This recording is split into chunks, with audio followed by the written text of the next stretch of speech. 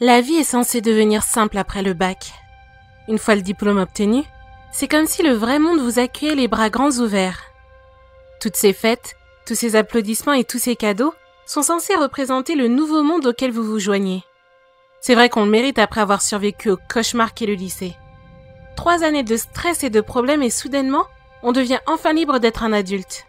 Mais la vie après le lycée n'a rien à voir avec ce que je pensais. On ne nous dit pas tout. On ne nous dit pas les secrets du monde réel, de la société ou de ce à quoi on doit s'attendre dans la vie. On ne nous parle pas du cycle interminable des problèmes d'argent et comment on doit toujours lutter pour en avoir et les risques de l'appât du gain. Si seulement j'avais su, peut-être que j'aurais été mieux préparée pour ce qui s'est passé après que j'ai obtenu mon diplôme. Peut-être que je n'aurais pas eu envie de me faire de l'argent si facilement et peut-être que je n'aurais pas été dans cette situation. Veilleurderêve.net, le nouveau moyen de se faire de l'argent rapidement. C'est Marc, mon meilleur ami, qui m'a parlé de ça. Ce bon vieux Marc et sa gentillesse. Je sais que ce qu'il voulait faire, ça partait d'un bon sentiment.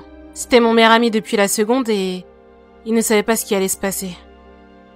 Lui aussi était complètement dans le rouge après avoir fini le lycée. On était des gosses feignants et trop gâtés. On pensait qu'on était trop bons pour travailler dans un endroit comme McDo ou Auchan.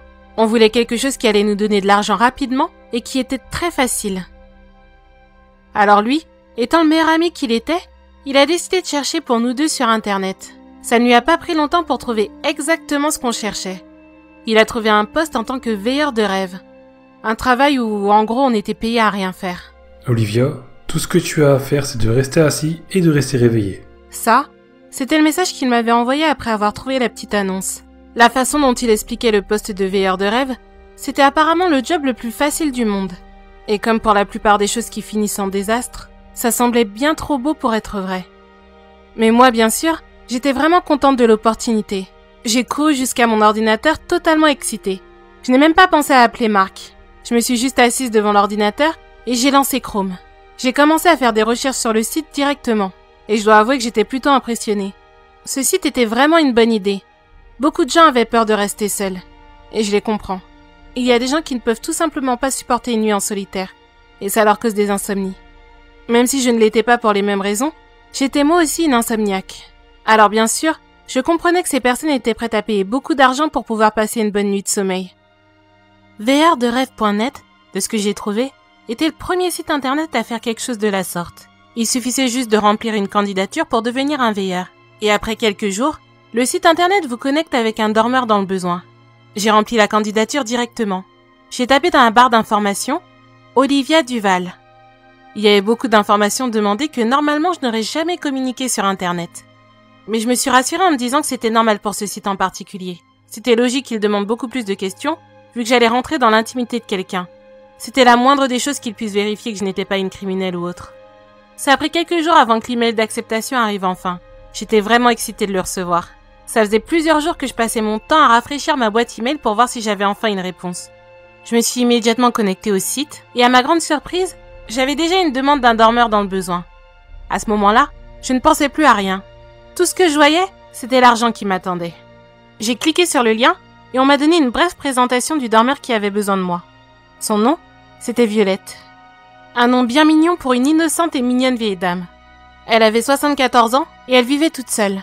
Son mari était mort il y a quelques années et le reste de sa famille lui avait juste loué un appartement dans lequel il l'a laissé à l'abandon. Elle a mis dans son profil que dernièrement, elle avait beaucoup de problèmes pour s'endormir. Et aussi qu'elle pensait qu'avoir quelqu'un de plus jeune, capable de veiller toute la nuit sur elle, serait un bon moyen de pallier à ses insomnies. Bien sûr, j'ai accepté. Pas seulement pour elle, mais surtout pour moi. L'argent qu'elle proposait était incroyable. De ce que je voyais, les vieilles personnes semblaient payer très bien sur ce site. Ce jour-là, elle m'a envoyé plusieurs messages. Juste des messages parce qu'elle voulait être sûre que j'étais d'accord avec les conditions. Tout ce qu'elle voulait que je fasse, c'était de rester à la regarder dormir à travers sa webcam. Elle a dit qu'elle n'avait pas besoin que je reste totalement fixée sur elle et que je pouvais vaquer à d'autres occupations sur Internet. Il était à peu près midi quand j'ai fini de lui parler, alors j'ai décidé de faire une petite sieste. Il fallait que je me prépare à ma nouvelle vie d'insomniaque forcée. J'étais vraiment prête à tout pour ce job. À l'endroit où elle habitait, le soleil est tombé aux alentours de 21h. J'avais seulement 1 heure de décalage avec elle, alors chez moi il faisait encore jour quand j'ai reçu son appel. Avant que je puisse décrocher, un pop-up est apparu à l'écran et une voix neutre mais autoritaire s'est fait entendre dans mes haut-parleurs. C'était un message des administrateurs du site veilleurdesrêves.net. Règle numéro 1. Ne vous endormez pas. Règle numéro 2. Vous ne devez en aucun cas réveiller le dormeur. Règle numéro 3. N'appuyez pas sur le bouton d'urgence, le bouton rouge, à part en cas d'urgence. Règle numéro 4. Ne vous endormez pas. La première fois que j'ai vu ces règles, ça m'a fait doucement sourire. Elles étaient tellement basiques, c'était des règles que bien sûr on appliquait dans tous les jobs, pas seulement celui-là. Qui s'endormirait à son travail? J'ai cliqué sur le bouton accepter en bas de la page et j'ai attendu que ma webcam se connecte à celle de Violette. Elle était tellement gentille. Elle avait ce sourire innocent lorsqu'elle est apparue sur mon écran. Elle avait l'air vraiment contente de me voir. Bonjour Olivia.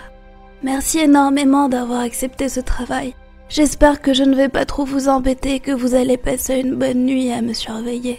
Je lui ai assuré que ça allait être le cas et que j'allais travailler sur d'autres choses, mais que je garderais toujours sa fenêtre en premier plan.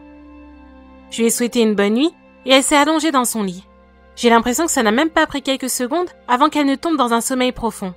Je l'ai regardée pendant plusieurs minutes. Il y avait une sensation étrange de satisfaction à regarder quelqu'un d'autre dormir. À juste regarder leur poitrine bouger de haut en bas alors qu'ils respiraient calmement. Je regardais Violette alors qu'elle était dans un de ses moments les plus vulnérables.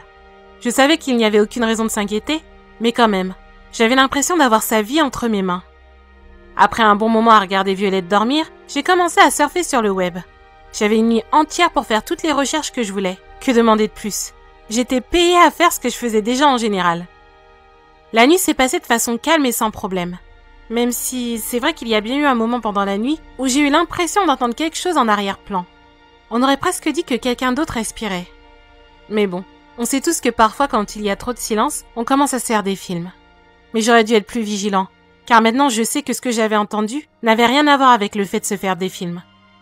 Le matin, alors que le premier rayon de soleil commençait à remplir la chambre de Violette, elle s'est réveillée. Elle n'utilisait pas d'alarme. Apparemment, le soleil était suffisant. Sa première réaction a été de regarder le lit à côté d'elle, la portion du lit qui était complètement vide. Elle a posé sa tête sur l'oreiller qui n'avait pas été utilisé, et j'aurais pu jurer que son corps s'était mis à trembler. Mais bizarrement, elle s'est juste levée comme si de rien n'était. Elle a ensuite tourné la tête vers le PC qui était placé sur le bureau à côté de son lit. Elle m'a lancé à nouveau son sourire innocent quand elle m'a vue. Je lui ai juste dit que la nuit s'était parfaitement bien passée. Elle a soupiré de soulagement et elle m'a remercié. Elle m'a dit qu'elle n'avait pas dormi comme ça depuis des semaines. Elle m'a ensuite souhaité une bonne journée et on a raccroché. Les nuits suivantes se sont passées exactement de la même façon. En général, j'appelais Violette vers 20h et elle tombait dans un sommeil profond vers 20h05. Heureusement pour moi, je ne me lassais jamais d'être sur Internet. Et en plus, j'ai vraiment appris beaucoup de choses pendant ces nuits sans sommeil. Mais malheureusement, un soir, le calme de notre emploi du temps a été chamboulé. Je m'en souviens parfaitement. Violette s'est réveillée soudainement aux alentours de 3h. Elle m'a fait un signe de la tête et elle a avancé vers la salle de bain. L'angle dans lequel était placée la webcam me permettait de voir que la salle de bain était connectée à la chambre par une petite porte à l'opposé du lit. Normalement, je ne restais jamais longtemps fixée sur son écran. Je jetais juste un œil de temps en temps pour être sûre que tout allait bien. Mais comme je voulais qu'elle se sente en sécurité quand elle revenait des toilettes, j'ai décidé de rester concentrée sur la chambre. C'est là que je l'ai vue. J'ai vu quelque chose pendant qu'elle était encore dans les toilettes. C'était juste une fraction de seconde. Mais je vous jure que je l'ai vraiment vue. C'était une main blanche et grande et complètement osseuse. La main sortait de derrière les rideaux. Je l'ai juste vue pendant une seconde, mais ça m'a donné des frissons dans tout le corps. J'ai continué à fixer le même endroit en essayant de voir s'il y avait quelqu'un ou quelque chose de pas normal. Mais rien ne s'est passé. J'ai laissé tomber. Je me suis dit que c'était peut-être un mélange de manque de sommeil et d'excès de Red Bull. J'ai vu Violette sortir des toilettes et retourner se coucher. Elle s'est contentée de me regarder et de me faire son joli sourire habituel avant de poser sa tête sur l'oreiller et de retomber dans un sommeil profond. La façon dont elle s'endormait toujours était vraiment rapide. Ça se voyait qu'elle traitait son sommeil comme un privilège. Un privilège dont j'étais sûre qu'elle n'avait pas profité depuis bien longtemps. Je me sentais vraiment fière de pouvoir être la personne qui lui offrait ce privilège à nouveau. Et je commençais vraiment à m'attacher à Violette. Tout se passait bien. Tout, jusqu'à cette nuit. Il y a 5 jours de cela exactement. Tout a changé. Pourtant, la nuit avait bien commencé.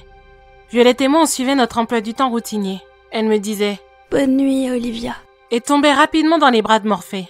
Le silence de la pièce, les respirations de Violette et le son que je faisais alors que je cliquais de page en page. Comme je vous l'ai dit, tout était normal. Mais tout ce qui s'est passé ensuite, c'est entièrement de ma faute.